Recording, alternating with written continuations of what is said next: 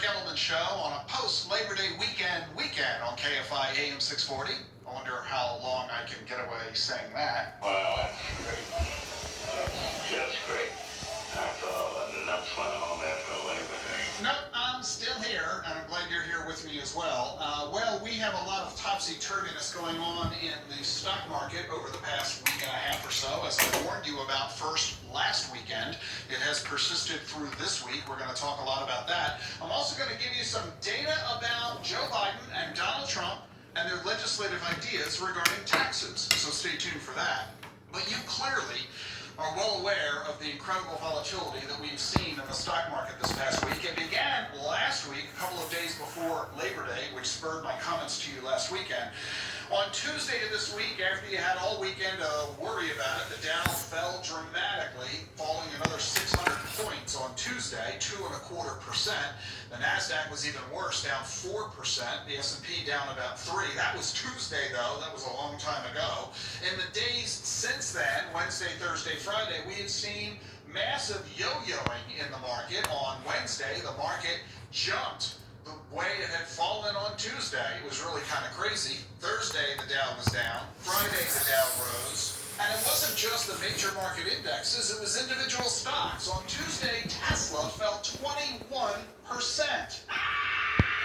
Its worst single day ever. Now, you can't cry too much. For the year, Tesla is still up 400%. Why am I mentioning it, therefore? Because I don't think you made 400% buying Tesla. You probably didn't buy Tesla stock at all. But even if you did buy Tesla, I'm willing to bet you're not up 400% because I'll bet you didn't own it as of January 1 of this year. More likely, the people who bought Tesla stock bought it after it started making huge amounts of gains. Meaning, you bought it at the high, only to suffer that 21% loss earlier this week. In other words, most people have a really bad sense of timing. And this is why, in a volatile market like this, it's really important that you ignore the day-to-day gyrations in the marketplace and you instead stay focused on your highly diversified portfolio and your long-term goals. Periodic rebalancing isn't going to hurt you either. It's a key function of the work we do for our clients here at Element Financial Engines. And if you don't have an advisor doing it for you, if you're not doing it for yourself, you need to make sure it does indeed get done. Finally, what we are beginning to see in this tumultuous turmoil in the marketplace is the beginning signs of a connection between the stock market and the economy. I've been lamenting with you over the past 5 months that there was a massive disconnect between stock prices and what's happening in the economy. We're beginning now, this past 10 days, to start to see some early semblance of a reconnection, because we know the drill. I mean, I'll give you the statistics, but you already know the numbers. 22 million jobs lost in March and April alone. Only 9 million of those jobs have been regained. We've got 29 million people unemployed. Job postings, for those who are looking for work, the job postings on those job hunter websites, they're down 20% from a year ago. And with everything going on with schools being closed, K through 12, as well as many universities, children under the age of 14 who have ordinarily been sent off to school now staying home. According to one new study released this week, 4.3 million American adult workers are going to have to stay home because they can't find child care arrangements. And that means they have to voluntarily quit their jobs. And that means they're not being counted among the unemployed because they've quit and they're not seeking new work. If they were counted, the unemployment rate would be 2.6 points higher than what you're seeing being released by the Department of Labor and the Department of Commerce and the Bureau of Labor Statistics. And oh, by the way, those who do have jobs, low-wage workers, they're struggling. According to the Washington Center for Equitable Growth, 20% of low-wage workers are being paid less than minimum wage. Why? Because their employers have run out of money. They want to pay them, but they lack the cash. They're desperately trying to stay open, stay in business, and everybody's working hard and hoping it all works out. But it might not work out for a lot of restaurants. In New York State, the State Restaurant Association says 64% of the state's restaurants are likely to close by the end of the year, half of them before November. Well, we know what's going on. We are having a a dramatic reduction in employment, which means a dramatic reduction in tax revenue, with a corresponding increase in federal spending because of the stimulus packages and all the money the government is spending on the vaccine efforts. As a result, according to the Congressional Budget Office, the federal deficit is going to triple this year to $3.3 trillion. It's the largest percentage of our GDP since 1945. Yes, it was World War II that took it to be as bad as it is today. The federal debt is now almost 100% of our GDP, which means we owe as much money as we are generating in productivity on a national basis.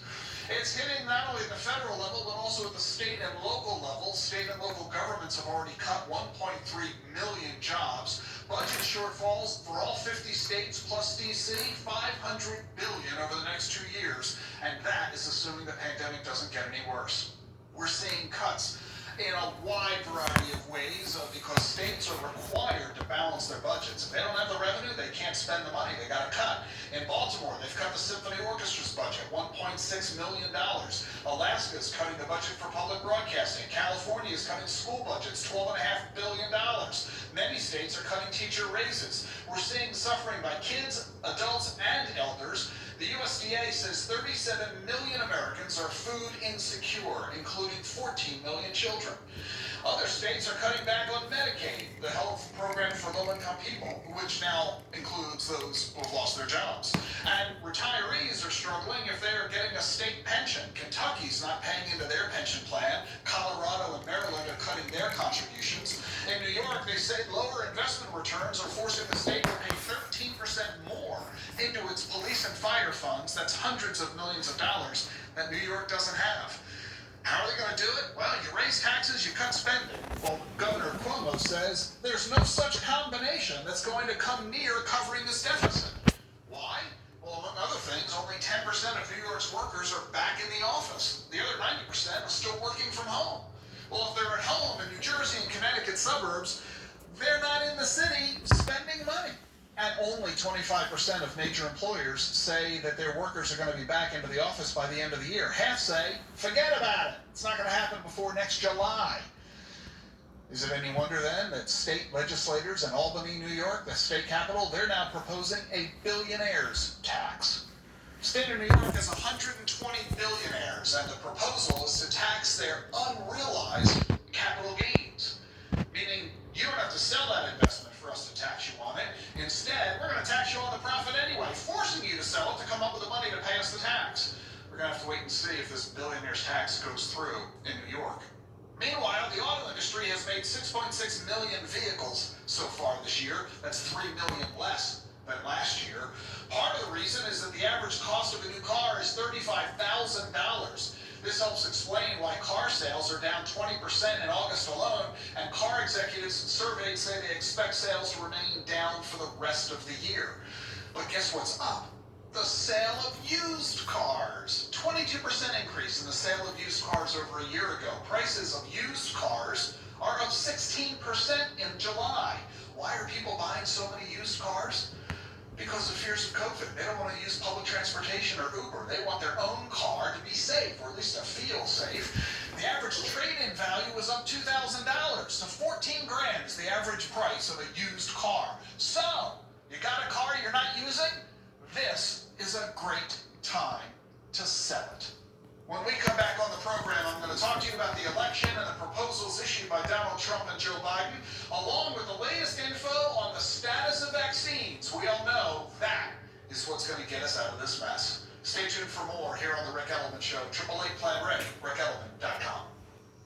The views expressed on this program are not necessarily the views of this station. Content is for educational purposes only. Consult a financial advisor or conduct your own due diligence of investing. Calls are pre-screened and the show was pre-recorded earlier this week. Rick is with Edelman Financial Engines, a part of Financial Engines Advisors, LLC, and the investment advisor that furnishes this program. Barron's Rick's financial advisory firms based on assets managed, team size, experience, and regulatory record. Firms self-nominate. Investment returns and experience are not considered. Advisors in the Hall of Fame have been in the top 100 for 10 plus years. Future performance is not guaranteed.